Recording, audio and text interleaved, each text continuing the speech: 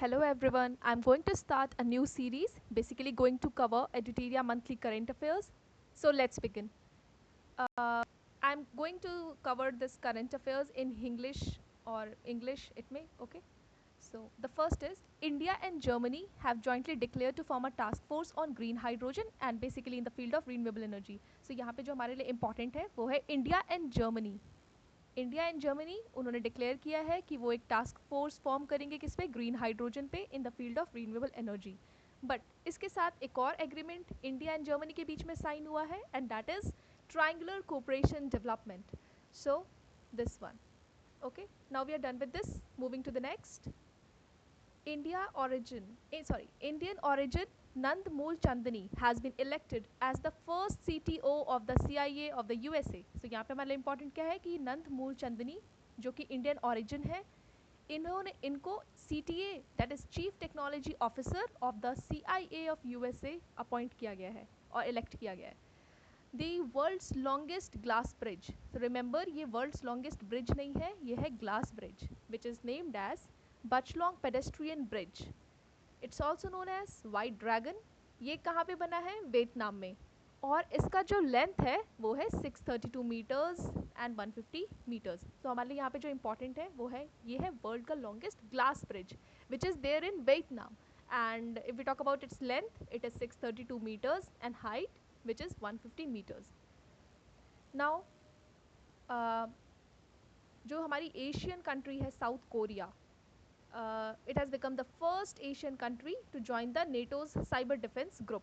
So first Asian country to join the NATO cyber defense group is South Korea.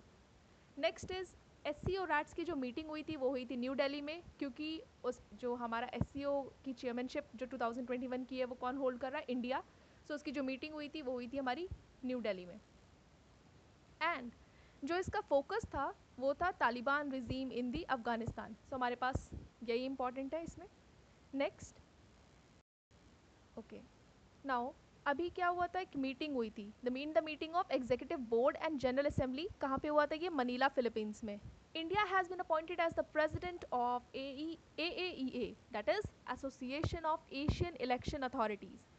ये AAEA is a forum of election authorities of the Asian countries. तो इसमें जो भी meeting हुई थी वहाँ पे इंडिया को प्रेसिडेंट इलेक्ट किया गया है AAEA का. ओके अब नेक्स्ट है हमारे पास सऊदी अरेबिया की एक पेट्रो कंपनी है Aramco. This company has become the world's most valuable company and it has reach the market value means market value of 2.42 trillion dollar. Generally यहाँ पे market value नहीं पूछेगा बस ये यही पूछा जाएगा क्वेश्चन में कि वर्ल्ड्स की मोस्ट वैल्यूएबल कंपनी कौन सी है. That is Saudi Arabia's petro company Aramco which is overtaken Apple. Okay next हमारे पास है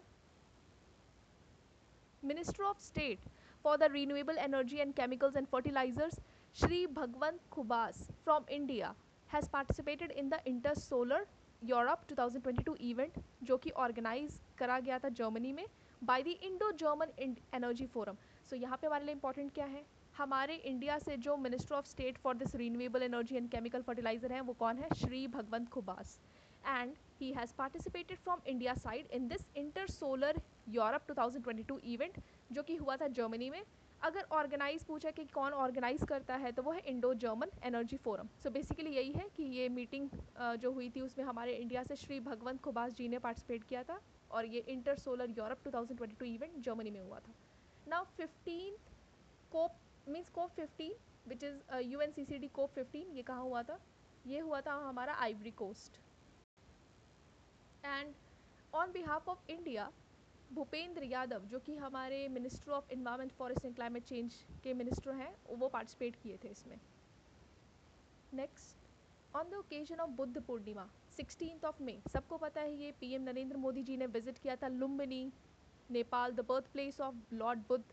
एंड ड्यूरिंग दिस इवेंट जो ये PM की विजिट हुई थी 6 agreements have been signed in the field of rock and hydropower between these two countries. अब next है वर्ल्ड्स लॉन्गेस्ट सस्पेंशन ब्रिज. हमने जो भी करा था वो था वर्ल्ड्स लॉन्गेस्ट ग्लास ब्रिज जो कि कहा था वियतनाम में बट ये है world's longest suspension bridge. It has been opened for the people in the Czech Republic and ये 95 मीटर्स हाइट पे है. इसका लेंथ है 721 मीटर्स एंड इसको बोला जाता है sky bridge 721. This bridge has been named as sky bridge 721. 721 में बेसिकली यहाँ पे इसका लेंथ रेफर कर रहे हैं.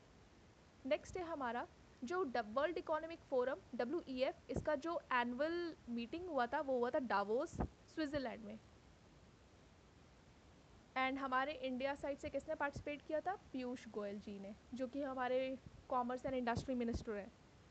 Now Belgium has become the first country in the world to make a 21-day quarantine mandatory for the patients who are suffering from the monkeypox virus. तो बीच में news आई थी monkeypox virus के regarding, तो उसमें जो बेल्जियम है वो first country बनी थी to make this 21-day quarantine mandatory for the patients who are suffering from this disease.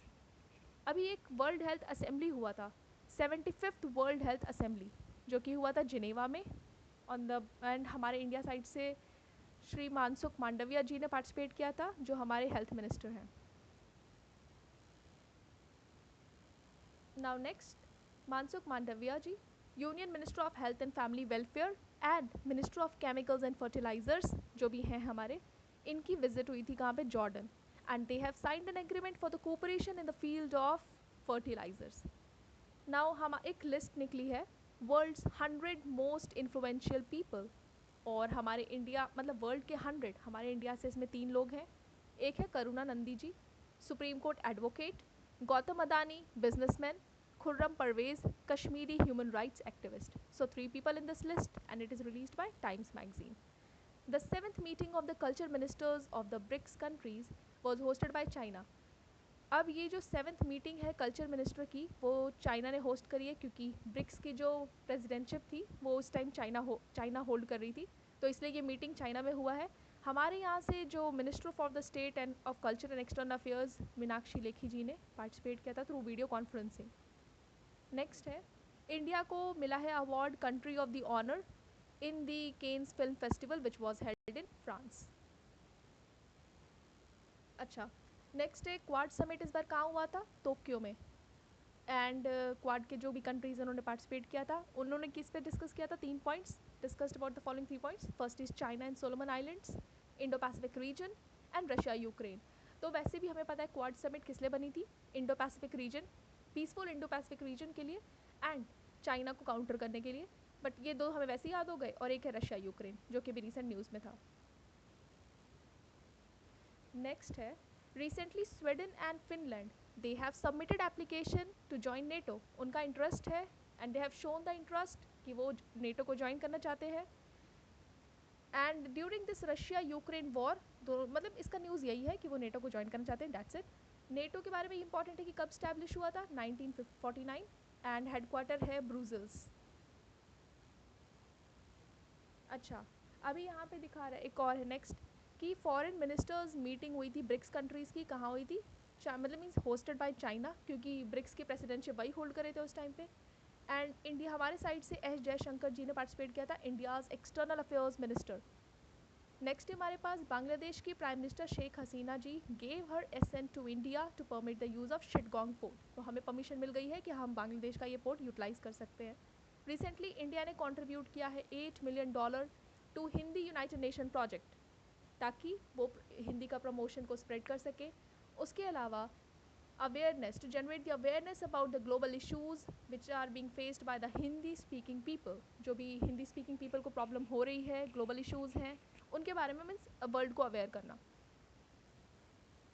Next है, PM Modi had submitted in the recently organised India Nordic summit in Copenhagen. So हमें यहाँ पे याद रखना है कि इंडिया नॉर्डिक समिट कहाँ हुआ था? Copenhagen, which is the capital of Denmark. And PM Modi have participated in this. He has also visited the Nordic countries and वहाँ पे बात करा है climate change, renewable energy, blue economy etcetera, इन सब के बारे में डील हुई है. नॉर्डिक कंट्रीज़ कितनी है? 5. Denmark, Sweden, Finland, Norway and Iceland. Next है हमारे पास ये वही हो गया. Okay. After Russia's exit from the United Nation Human Rights Council, means Russia ने, अभी न्यूज़ में भी था कि UNHRC से एग्जिट कर दिया है, तो Czech Republic was elected as its new member country. कितने में उसमें it was establish in 2006 and कितने मेंबर है? 47 मेंबर स्टेट्स हैं. तो मतलब रशिया बाहर निकला, शेज रिपब्लिक वापस आया उसके अंदर. मीन्स वापस मतलब newly elected was elected as its new member. So कितने हो गए 47 member countries. So next है नेपाल के माउंटेनियर हैं कामी Rita Sherpa has set a record for climbing the Mount Everest for the 26th time.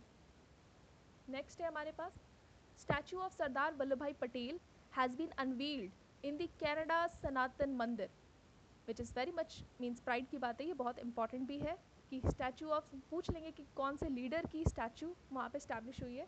तो statue of Sardar Vallabh Bhai Patel ji has been unveiled in the Canada's Sanatan Mandir. The event was addressed by Prime Minister Narendra Modi virtually. Next, the Adani Group for the first time has acquired the ownership rights, franchisee ownership rights in the T20 competition in the United Arab Emirates. Next है हमारे पास Brazilian Landscape Garden. This garden has been given the place in the list of the UNESCO World Heritage List. Next है world's first taxi flying airport which is known as Vertiport. ये कहाँ पे open हुआ है? England में. Next है global report on the food crisis 2022 which is being released by कौन release करता है global report on the food crisis 2022 global network against the food crisis. इसके डेटा के हिसाब से हमें पता चला है कि that there are more than 40 million people have faced the worst level of food insecurity, वो भी 2021 में देन द 2020. नेक्स्ट ऑल्सो ये भी डेटा पता चला है कि more than 193 million people are there in the countries who have faced acute food insecurity. And the last one, African country है Egypt which has signed an agreement with the India for the import of 5 lakh tons of wheat from India. Means हमारे यहाँ से 5 lakh ton wheat export होगा Egypt में. So thank you.